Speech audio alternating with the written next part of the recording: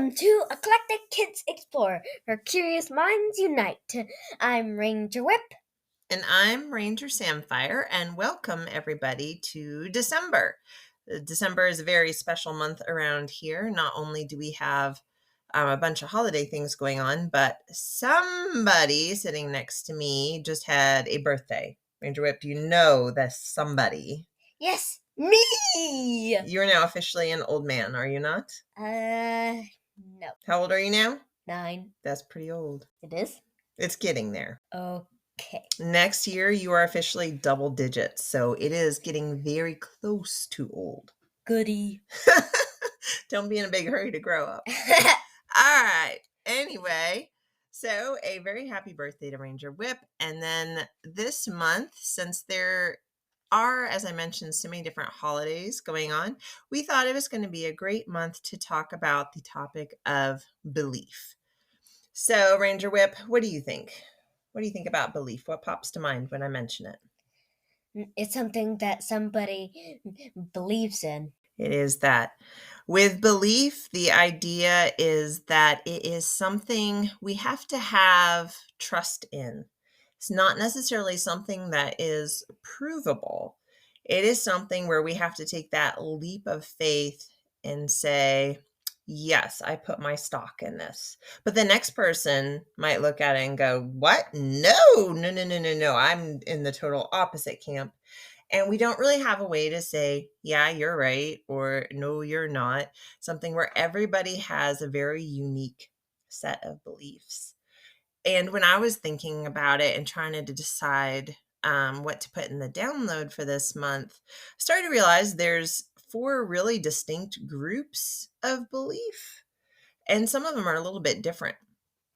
A couple of them. One is self-belief. So if I say self-belief, what's an example of self-belief? It's like, it's kind of like confidence. Yes. So you might be saying, I can do this. I believe in myself. I can do this, Yes, right? I can! Exactly. And then if we have personal beliefs, that's kind of the second group I had. If we have a personal belief, what do we mean by that? Have I stumped you? This time you have. Well, good for me. So a personal belief would be more like our outlook on life. It might be some sort of guiding principle, or it might be our opinions on a matter in the world. So, for instance, one personal belief might be all people should be treated equally. That's a way that we look at the world. And so where I was saying that belief is like a leap of faith where we have to trust in it. With these first two, it's not necessarily that. There are some personal beliefs that would fall more in that. But especially with self-belief and with some of the personal beliefs, it's instead kind of a way of acknowledging a truth. You know, we talk about being self-confident or having belief in ourselves.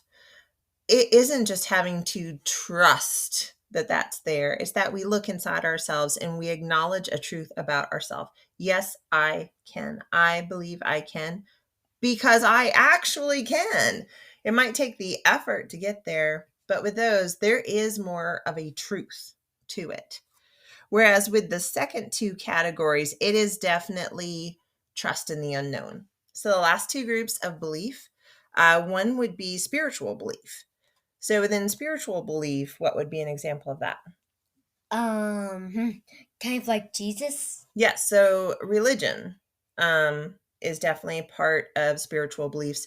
It's not necessarily religion. People can have a spiritual sense that doesn't fit within a religion, but that is that all goes under that same umbrella. And then the last group, I lumped a whole bunch of things together and put it down as belief in the unknown. And so with that category, I'm talking about things like ghosts, aliens, the Loch Ness Monster, the Tooth Fairy, like all the things where you believe them or you don't, but we definitely, as with the spiritual aspect, this is the unprovable stuff. This is where people around the world have very, very different beliefs, and we have to kind of learn how to come together and reach a compromise on them. So a belief, it's a very important thing for us to have in our lives. It is our personal truth.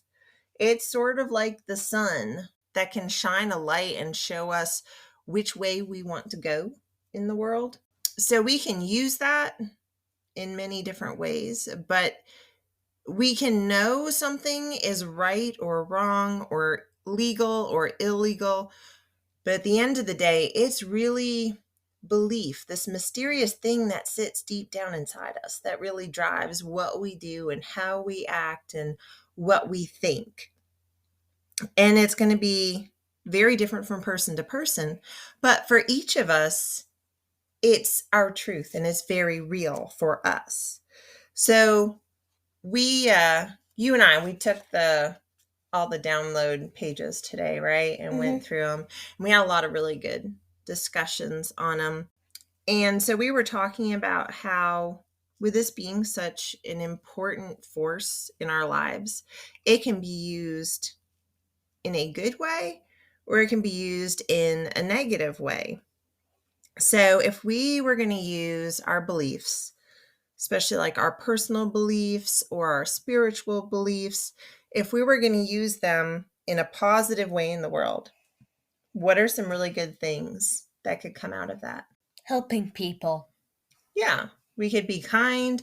We can reach out, try to help somebody out, donate items to them, all those kind of things where we can try to bring about some positive change and helping others out, right? Hmm?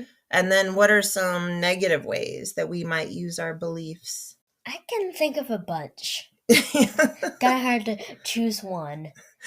There's a lot of really good ways we can use belief, and I've seen it be such a wonderful force in the world. But yeah, there's a lot of bad ways we can use them too. It can create a lot of division if we're always trying to butt heads. Because that's the funny thing about belief is that it's something we have to trust in, something we can't prove, but we argue them like they're facts, you know? Whether it's believing in Santa Claus or having a religious belief, like we are willing to go toe to toe and just not let it go and not realize that it's okay to say, well, we could give a little ground here. You never know. Maybe there's something we're missing, and we can always learn from listening to others. With our beliefs, as with everything else about us, we grow as we get older. We learn, we experience more things, and we grow and we add to ourselves and we constantly refine ourselves. And we should be willing to do that with our beliefs too. Just listening to somebody else's belief does not change ours.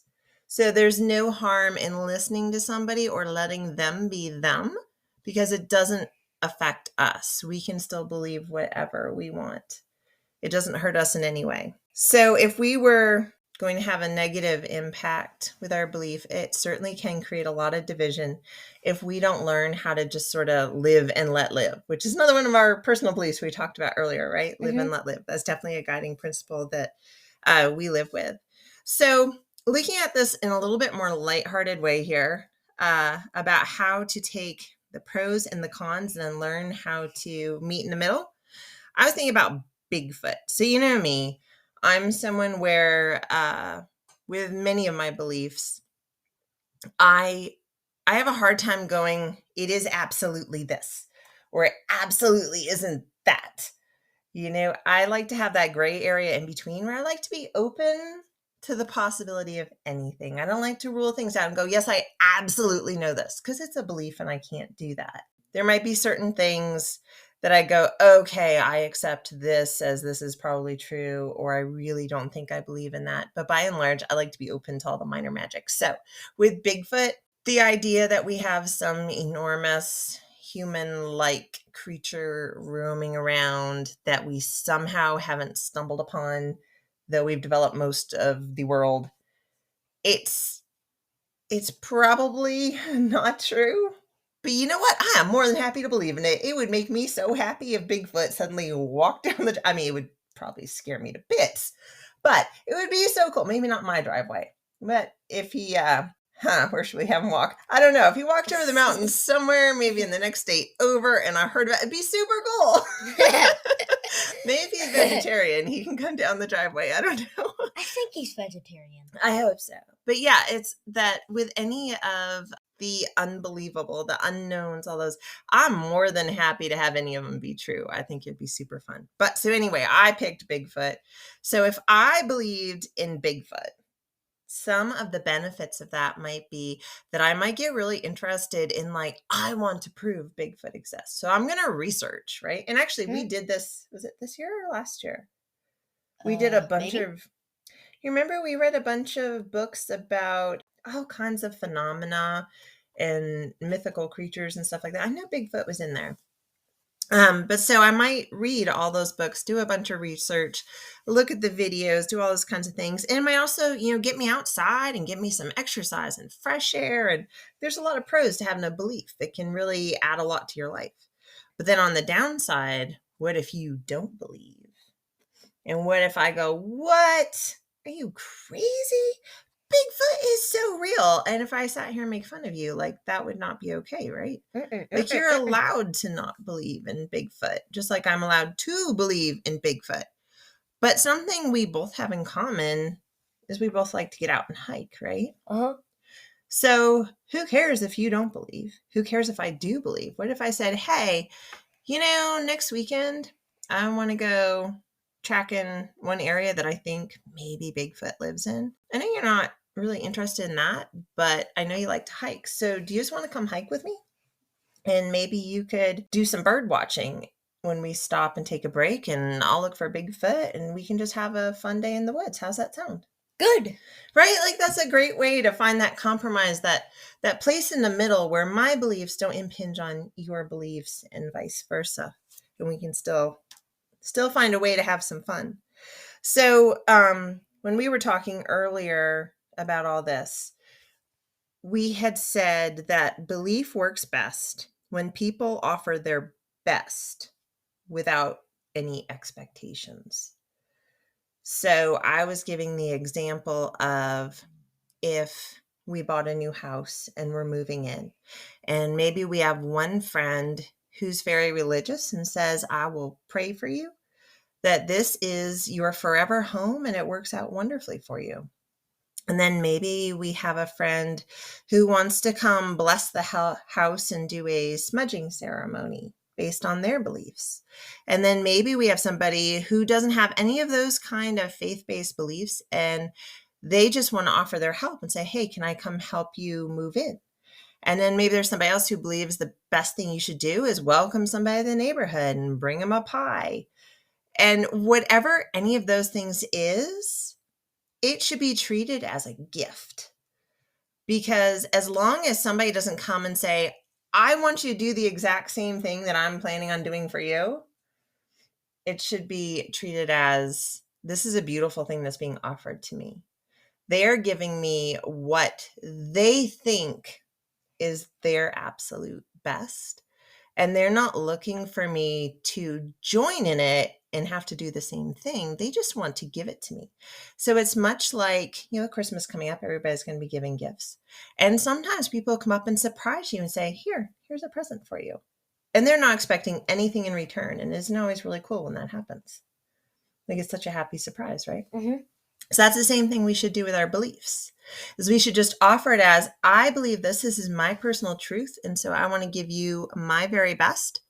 And I don't expect anything to come out of it for me. So last night, I was having a little bit of fun on the computer, right? Mm-hmm. I decided to have me a little chat with Copilot, who I have never chatted with before. It is really funny. So Copilot, do you know what Copilot is considered? Is AI. Do you know what AI is? No, but it should be not the best thing in the world. AI is artificial intelligence. And if you're saying it's not the best thing in the world, that's your personal belief on that, right? Yeah, it's not exactly the brainiest thing of all. Which is funny because it has intelligence in the word, right? Yeah. Yeah, so artificial intelligence, some people, though, would say it's amazing. It's the wave of the future. So that's their belief in it, right? Now, if you want my personal belief in it, because I know you've been around people before who have had fun, like talking to Google and talking to Siri and all that. Yeah. Yeah, you've enjoyed that. I gotta say, I find it kind of creepy. There was something a little creepy about chatting with Copilot last night. Hello, demons. So when it comes to artificial intelligence, I don't really know yet exactly how I feel about it. There's just something a little odd, and I imagine there's amazing potential, but there's probably less amazing potential with it too. So I don't know. I'll leave it at that. But at any rate, so I chatted with Copilot, which was interesting. It was there's a new button I found, and I decided I would see what artificial intelligence thinks about belief in various aspects. So I want to share a little fun from my conversation. First of all, Copilot does not have any beliefs, just so you know. Let me know. In fact, some of the questions I tried to ask, it just cut me off basically and said, I have to paraphrase because I didn't write down this exact quote, but basically, I am computer generated and I don't have feelings and beliefs like humans. Sorry, can I help you with anything else? So Copilot itself is completely unbiased, it would seem. Well, I don't know about that. And I did not write down its sources. So whatever I'm saying here, I don't remember exactly where Copilot got all its info from, but I decided to ask Copilot about some of our beliefs in the unknown. And one thing I was thinking too last night is, do you ever notice we don't have any new mythical creatures? Oh, you're right. Yeah, like everything we were talking about and looking up and drawing today, they're all from like way back there. Why do you think that is? You stumped me on that one. I'm 2 for 2. All I could really think is it that back then there was still enough of the world that was a mystery to us. You know, there were parts of the world we hadn't really explored yet. There was a lot of scientific knowledge that was yet to be uncovered and figured out. There were species of animals we weren't yet familiar with. So that's my best guess on why everything mythical is from way back there. Like, I don't know the most recent. I should ask Copilot. Should ask Copilot what the most recent mythical creature is. Yeah, that was just my my little curiosity with that is why don't we have anything new? That's not gonna go well. I know. So anyway, some interesting things from Copilot is I asked him, of course, since I would love Bigfoot to show up, is Bigfoot real? Apparently the year you were born, so 9 years ago now, somebody was at the FBI or just sort of leading scientist, whoever it was, they all kind of agreed, okay, he's probably not real. Because apparently they've tested hair and DNA and whatnot, and all they're getting is deer and bear, and they haven't had any hits. It's like, I'm not going to see my vegetarian Bigfoot anytime soon. That's probably because he, every time they probably makes it.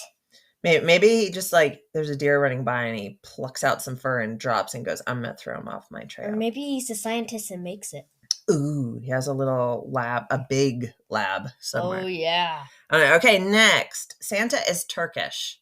Not sure. I probably knew that. We probably read about that at some point. I probably forgot. The original Saint Nick was from an area that is now modern day Turkey. So yeah, Santa's Turkish. I asked about mermaids, and it turns out mermaids are capable of living in bathtubs. However, it is apparently not their natural habitat and really not the best bet for them. So if you were thinking of putting one in the bathtub, don't do it. Yeah. This one surprised me. Unicorns are usually born near waterfalls. Did you know that? Is that how they get their rainbow colored hair? I don't know. It didn't say anything about them having rainbow colored hair. It did say that they really like running in forests and playing hide and seek behind trees. Well, not hide and seek. They said hiding, but I figure, I mean, it's hide and seek, right? I don't know. Yeah. And then my favorite of the bunch, did you know the tooth fairy lives in Colorado? Wait, what? I gotta say, I started laughing at that one. Yeah, so the tooth fairy supposedly lives in fairyland, and apparently this is outside of Brush, Colorado. I do not know where Brush, Colorado is, but somewhere in the Sahara. The Sahara is in Africa. It has a bunch of bushes. So that was it for the mythical creatures. But last but not least, I asked Copilot, what is unbelievable?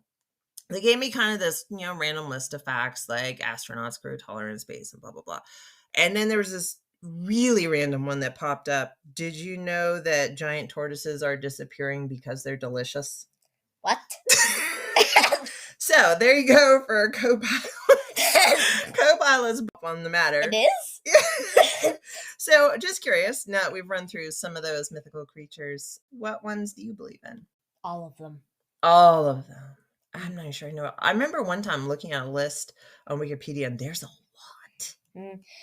Wizards, witches, dragons, unicorns, griffins. You're down with all of them. Uh-huh. Okay.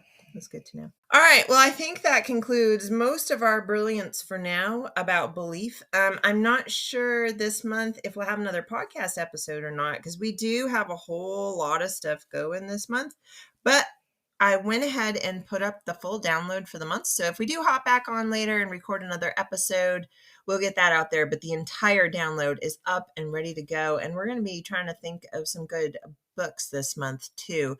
Been having a little trouble coming up with a big list, because it could get huge. It's either really small or really huge. The one that kind of does the overriding topic that I would encourage everybody to look at, it's a really fun book. I believe it is called Facts versus Opinions versus Robots. And I will get that one up on the webpage with this episode. And then we'll see what else we want to add too, right? Mm-hmm. So I think we can sum up to say the important thing to remember about belief is that anything that you positively believe should be able to be used positively, and do your best at using it in that way, right? Mm-hmm. All right. So I hope everybody enjoys their month. Whether your beliefs include any or all of the beings or traditions associated with December, it has a way of making it a really fun month and a really rich month. So I hope everybody enjoys it, and I appreciate y'all tuning in. Now don't forget to visit ekexplore.com. That way you can get the full download. You can see what books we come up with. And earlier today, part of the download was a drawing challenge, blindfolded drawing challenge for mythical creatures. And I'll try to get a photo up of some of our creations. How's that sound? Perfect. All right. Thanks, y'all, and have a wonderful December.